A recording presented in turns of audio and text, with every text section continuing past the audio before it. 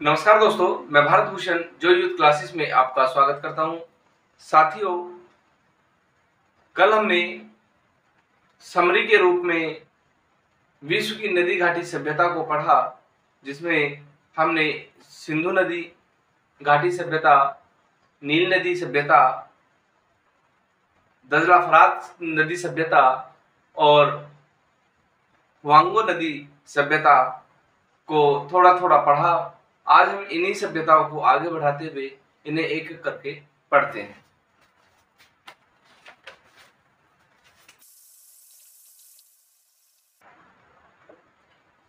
सबसे पहले बात करते हैं मेसोपोटामिया सभ्यता की, क्योंकि यह सभ्यता विश्व की प्राचीनतम सभ्यताओं में से एक है।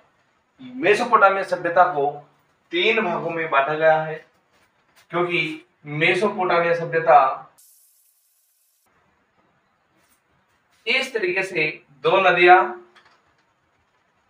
दजला, फरात, ये 2 नदियां निकलती हैं और इसका एक 2 आब क्षेत्र बना लेती हैं। 2 आब, क्योंकि मेसोपोटामिया का जो अर्थ होता है मेसो प्लस पोटामिया।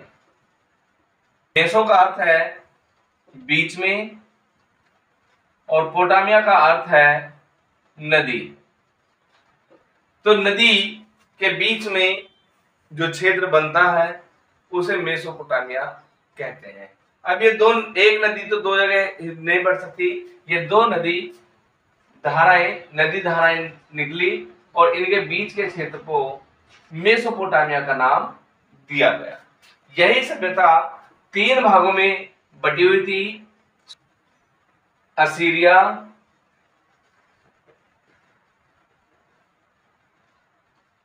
बेबीलोनिया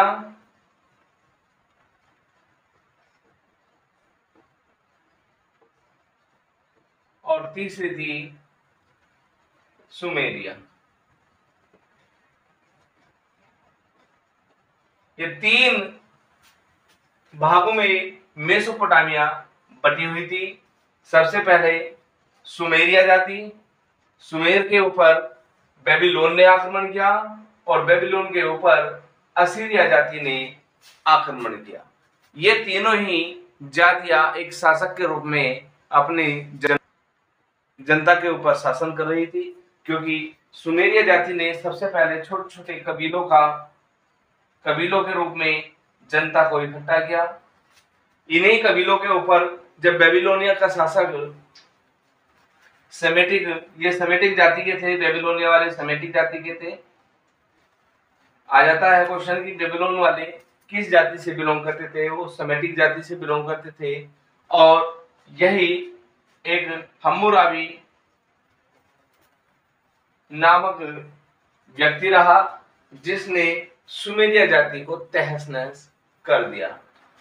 इसी व्यक्ति ने बेबीलोन के अंदर राजा का पद ग्रहण किया और जब राजा का पद ग्रहण किया तो उसने अपने समाज को 3 भागों में बांट दिया।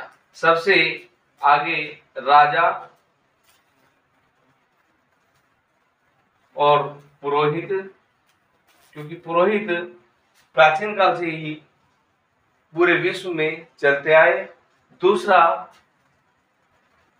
जमींदार और तीसरा मजदूर वर्ग। तो ये 3 भागों में उस समय समाज बटा हुआ था।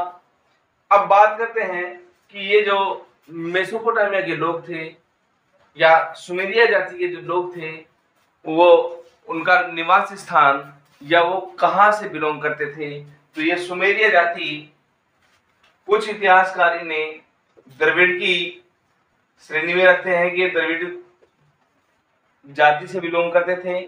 कुछ इन्हें मंगोलिया के नाम से जानते थे कि ये मंगोलाइड है, मंगोलिया जाति से ये बिलोंग करते हैं।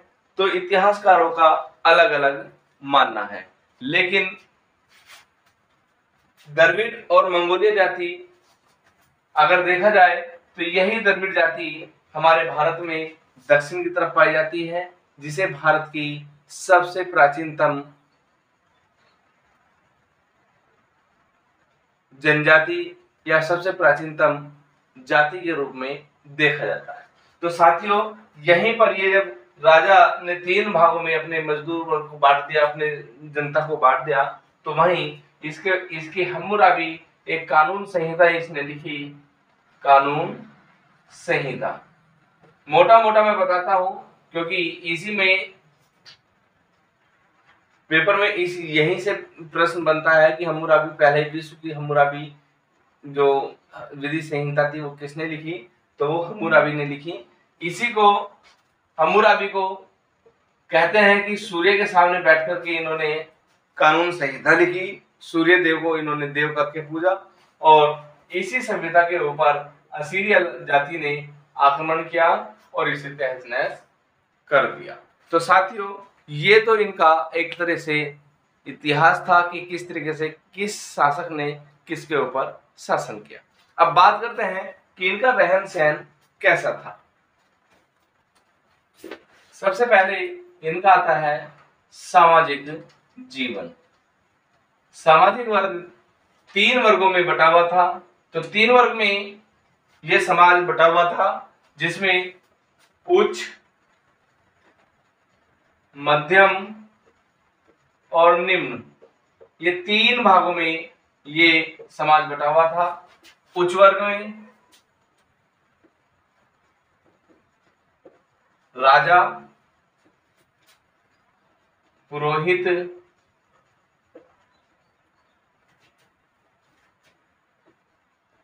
राजा के सगे संबंधी,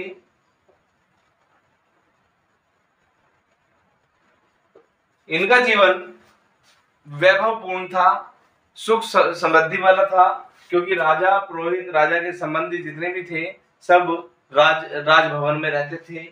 दूसरा आता है मध्यम वर्ग। मध्यम वर्ग के अंतर्गत जमींदार, व्यापारी,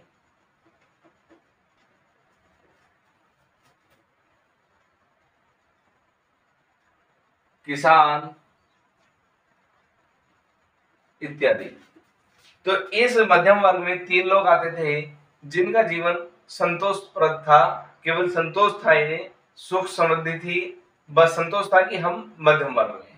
तीसरा आता था निम्न वर्ग, और निम्न वर्ग के अंदर या तो मजदूर आते थे या दास आते थे, क्योंकि दास प्रथा उसमें उस समय प्रचलित थी। दास गुलाम बना करके अपने पास रखते थे, कहीं से खरीद के लेके आ गए, किसी के यहाँ से चुरा के ले आए, या किसी राजा के ऊपर आक्रमण किया तो वहां से बंदी बना करके ले आए, तो उन सबको हम दास बोलते थे। यही मजदूरी भी क्या करते थे। तो ये 3 वर्ग में ये यहाँ का सामाजिक जीवन बटा हुआ था। जब सामाजिक जीवन की बात करी हमने, तो सामाजिक जीवन में अन्य कार्य थे, जैसे भोजन, स्त्रियों का स्थान,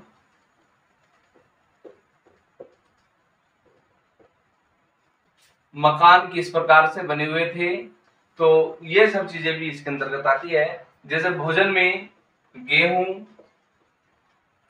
व जौ के आटे का खाना खाते थे, इसमें दूध, दही आदि का भी सेवन किया जाता था। उसी के साथ स्त्रियों का स्थान सम्मानजनक था, सम्मान की दृष्टि से स्त्रियों को देखा जाता था, सम्मान की दृष्टि से।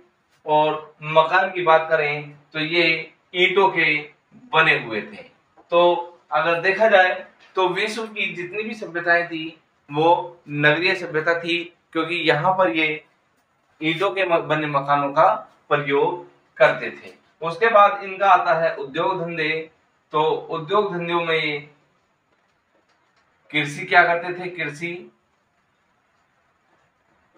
जब ये कृषि क्या करते थे, कृषि के अंदर ये गेहूं, जो मक्का इत्यादि ये उगाते थे। चावल का ज्ञान उस समय नहीं था, गेहूं था, जौ था, मक्का था, तो ये सब चीजें इसमें उगाते थे। दूध दही का प्रयोग करते थे, क्योंकि जानवरों को इन्होंने पालना शुरू कर दिया था। उसके साथ ही यहाँ पर ये व्यापारी के रूप में भी दिखाई दिए, क्योंकि व्यापार भी क्या करते थे, तो व्यापारी भी थे ये, तो व्यापार इनका सोने चांदी हीरे जवाहरात का इनका व्यापार था। एक दूसरी जो हमने सभ्यताएं पढ़ी वहां इनका आना जाना, अपने व्यापार को बढ़ावा देना था, क्योंकि व्यापार के लिए व्यक्तियों की आवश्यकता होती है और स्थानों की आवश्यकता होती है। तो स्थानों में ये नील नदी की सभ्यता, या जिसे मिस्र की सभ्यता कहते हैं, मिस्र की सभ्यता सिंधु घाटी सभ्यता के लोगों से, या हुआंगो नदी में जो चीन की सभ्यता है उनसे इनका व्यापार चला करता था। इसी के साथ हम्मुराबी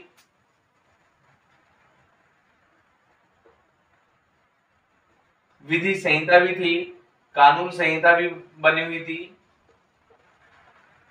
जो विश्व की सबसे प्रथम कानून संहिता थी, जिसे पहली विधि लेखन कहा गया है कि इसके अंदर कानून बना हुआ था।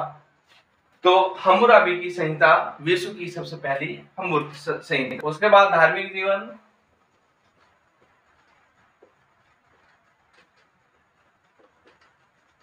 धार्मिक जीवन के अंतर्गत यहाँ मंदिरों का निर्माण था, मंदिर बने हुए थे, जिसका सबसे प्रसिद्ध जो मंदिर था वो जिगुरात का मंदिर था, जिसे ये जिस पहाड़ी पर बना हुआ था उसे स्वर्ग की पहाड़ी के नाम से जाना जाता है। स्वर्ग की पहाड़ी। मंदिरों में पुरोहित बैठा करते थे,